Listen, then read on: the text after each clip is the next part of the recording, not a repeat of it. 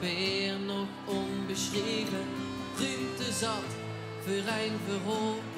In deze dag werd het geschreven, samen met u allemaal. Pak die pen en start met schrijven aan het mooiste feest vooral. Want die herinneringen blijven allemaal.